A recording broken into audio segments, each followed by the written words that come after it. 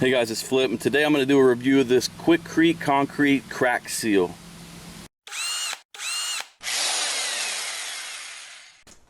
Alright, so here's the product. It says it'll fill and seal cracks up to a ½ inch wide.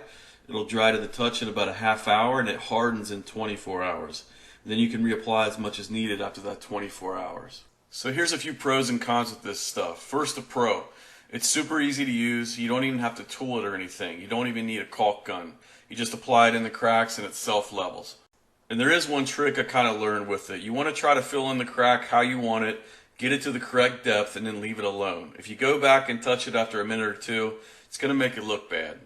There's kind of like a skin that forms on the surface within a minute or so. So if you touch it and it's starting to dry and self-level, it just doesn't look that good. So try and get it right the first time as much as you can. If you need to go back and add some more after it dries after 24 hours, then that's fine. You can reapply it as much as needed. You can clean up a little bit as you go with a wet finger or a rag, but the more you can get it right the first time, the better off you're going to be. And here's a con. It seems like no matter how much you shake the bottles, you're going to get a clog in the end of it. I used 4 different bottles for this project, and I only had 1 bottle that never clogged. The other 3 clogged from time to time. I just kept a nail and a wet rag on hand to unclog it. It's just kind of a pain when you're trying to apply it quickly and correctly. So here's the before shot. We just finished a job a couple days ago and it's good and dry now. So I'll let you see how the cracks look right now. And here's a couple of joints that we did. And we're going to check back in 1 year after this has been out in the weather for the rest of the summer and the winter. And we'll see how it looks. Alright, so it's been a year since I've put this stuff down, so I'm going to show it to you and give you my takeaways, and you can decide what you think. This joint is just a little bit over a ½ inch, and as you can see, it held up pretty well. A little bit of splitting going on here, but overall did a pretty good job. But some of these cracks I'm not too happy with. For example, right here, this is a little bit less than a ½ inch.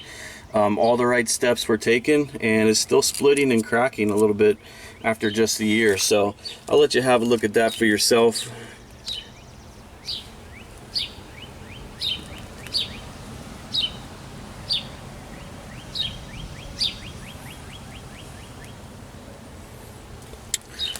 But some of them held up well, like this one right here.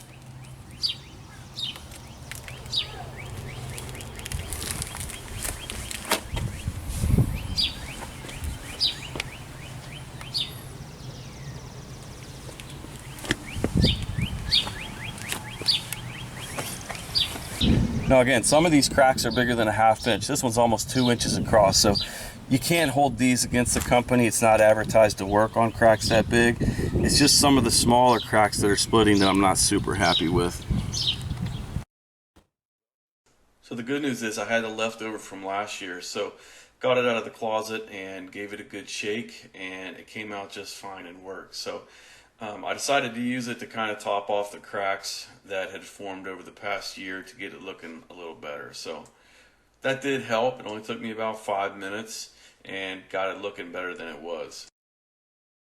But I guess the ultimate question is, would I use this product again? And I guess the answer is, in an area like this, I'm probably fine with it. This is just a concrete slab behind my house where my garbage cans sit. It's not highly visible, so I'm not too concerned with it. Having said that, I'm definitely torn on the product. It was easy to use, but it didn't hold up that well. So in the future, on a new project, say somewhere like my patio where I want it to look nicer, I would probably try something new. So hopefully this video helps you out and you can make a decision for yourself. Thanks for watching. Please subscribe to my channel.